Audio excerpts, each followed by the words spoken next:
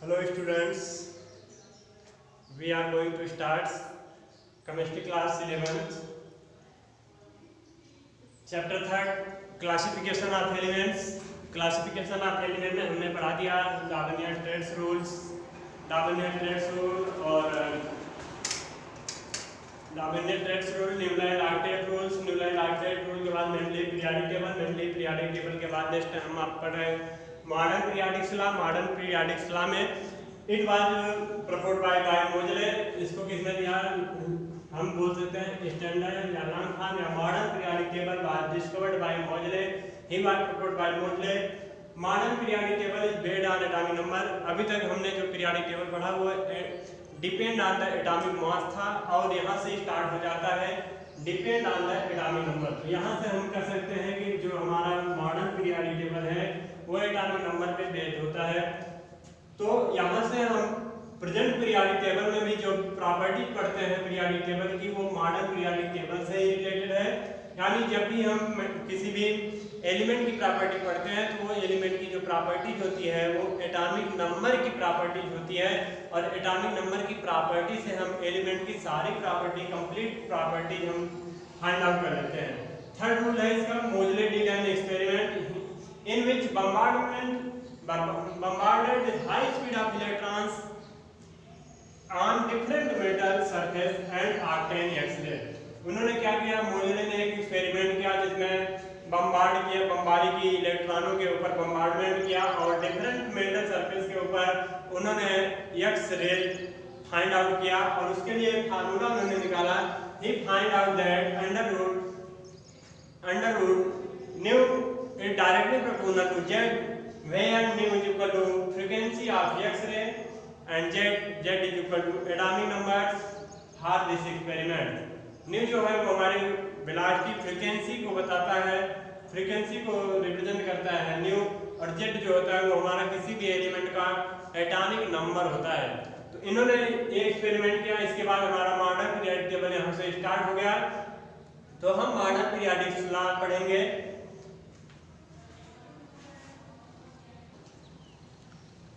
तो जैसा कि हमने अभी बताया आपको मॉडर्न पीरियोडिक टेबल के बारे में, तो अब मॉडर्न पीरियोडिक लॉ क्या करता है? हमारा मॉडर्न पीरियोडिक लॉ होता क्या है? The physical and chemical properties of elements, किसी भी एलिमेंट की जो प्रॉपर्टीज होती है फिजिकल और केमिकल प्रॉपर्टी होती है, are depend on the function या periodic function of their atomic number. तो एटॉमिक नंबर्स पे जो डिपेंड करता है, कोई भी एलिमेंट जो एटॉमिक नंबर पे डिपेंड होता है वो उसका पीरियोडिक लॉ कहलाता है। उसके बाद उसकी कैरेक्टरिस्टिक्स है, characteristics of modern periodic table. तो मॉडर्न पीरियोडिक टेबल की कुछ कैरेक्टरिस्टिक्स होती है। अभी मॉडर्न पीरियोडिक टेबल आपको बताया जाएगा। मॉडर्न पीरियोडिक टेबल्स में हमारा 9 वर्टिकल्स रो होता है जिसको हम खड़ी पाई बोलते हैं, यानी 9 वर्टिकल्स रो होता है जिसको हम बोलते हैं ग्रुप। क्या बोलते हैं? As called as group. And 7 horizontal lines, 7 horizontal lines are called periods. तो 7 हॉरिजॉन्टल लाइन है जिसको हम पीरियड के नाम से जानते हैं, हॉरिजॉन्टल लाइन कॉल्ड पीरियड, और 9 vertical called are group. Inert gas और noble gas are not introduced in the periodic tables. Inert gas and noble gas are introduced in modern periodic table, introduced by Ramsay, scientist name Ramsay. Ramsay was discovered by noble gas Neon gas was discovered by Ramsay और Ramsay are introduced in the periodic table in the noble gases।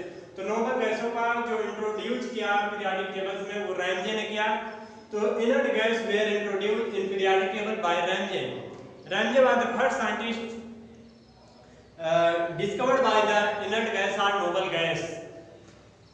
तो neon gas जो है, neon gas का जो discover सबसे पहले किए वो हमारे रैमजे ने किया। उसके बाद बहुत सारे साइंटिस्टों ने मिलकर टोटल नोबल गैसों का डिस्कवर किया और उसको इंट्रोड्यूस कराया पीरियोडिक टेबल में।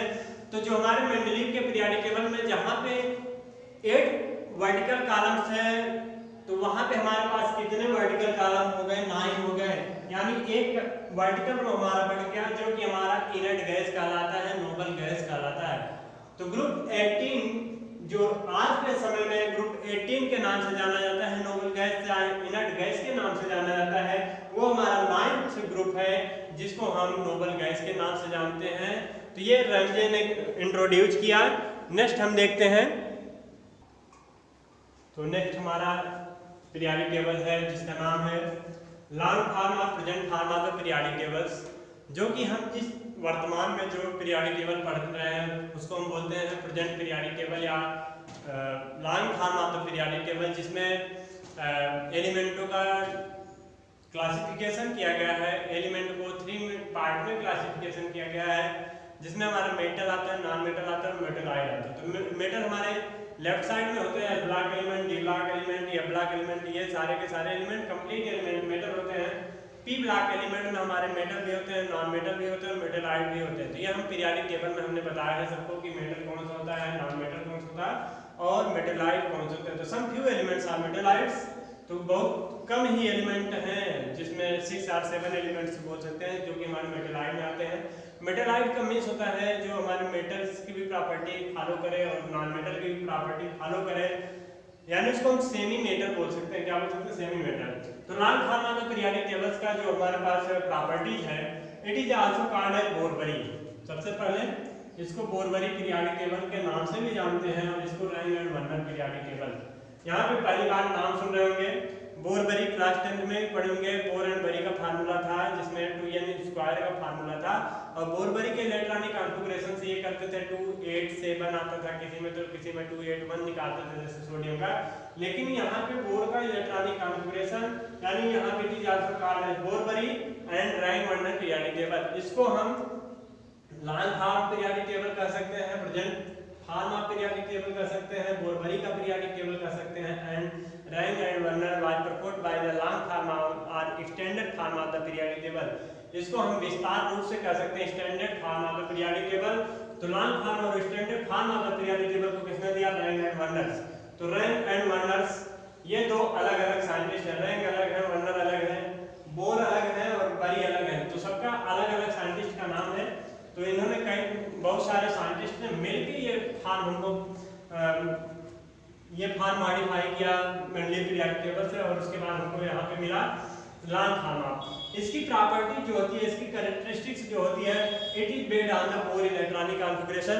ये बोर के इलेक्ट्रॉनिक कॉन्फ़िगरेशन पे डिपेंड करता है, एटॉमिक नंबर पे डिपेंड करता है।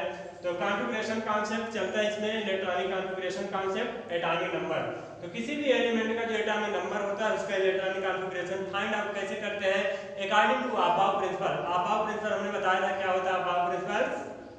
Above is German word which means build up और कंस्ट्रक्शन। जिस तरह से हम बिल्डिंग का निर्माण करते हैं उसी तरह से इलेक्ट्रॉनों का फिलअपमेंट भी कैसे करते हैं, lower energy level to higher energy level. ये बताया थे चैप्टर 2 में स्ट्रक्चर ऑफ एटम में पढ़ाया गया। तो यहाँ पे it is based on the bore electronic configuration concept and atomic number. Third property है 7 period and 18 groups in the periodic tables.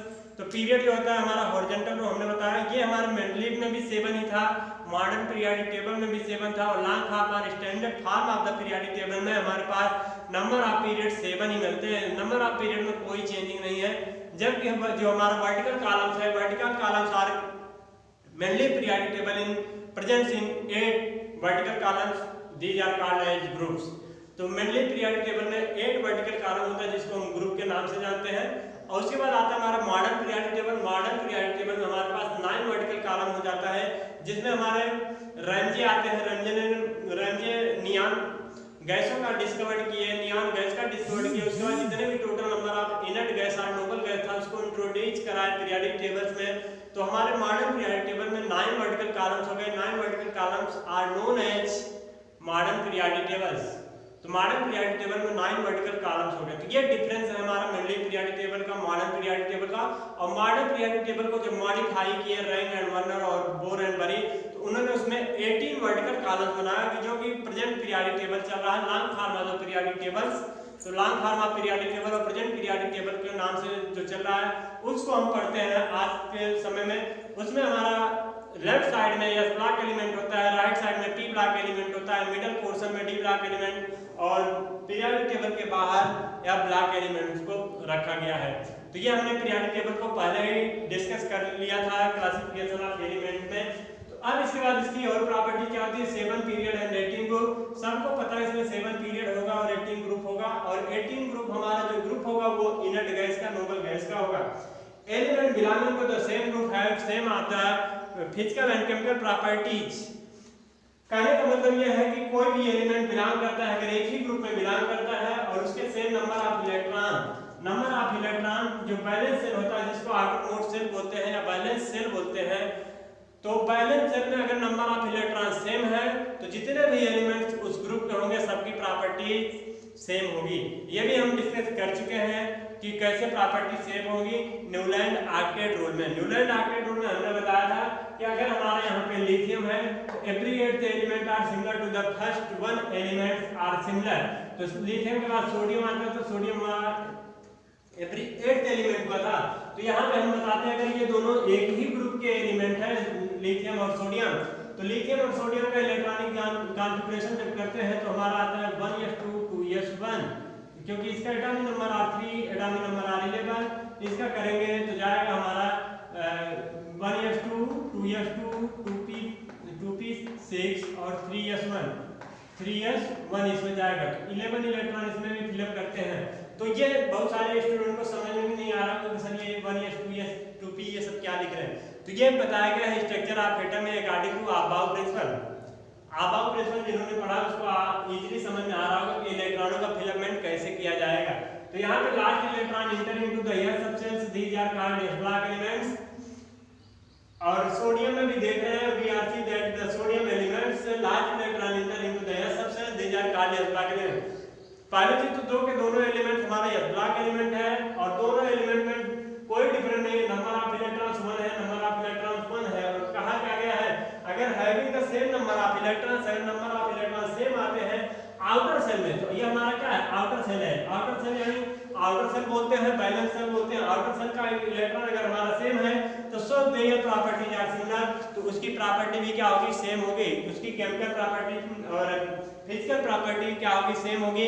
यानी इस एलिमेंट का ये हमारे एलिमेंट अगर ये लिथियम हमारा मेटल है तो सोडियम भी मेटल ही होगा, क्योंकि मेटल की प्रॉपर्टी होती है इलेक्ट्रॉन लूज करना, और यहाँ पे ये एक इलेक्ट्रॉन इजीली रिमूव करेगा और ये एलिमेंट भी एक इलेक्ट्रॉन इजीली रिमूव करेगा।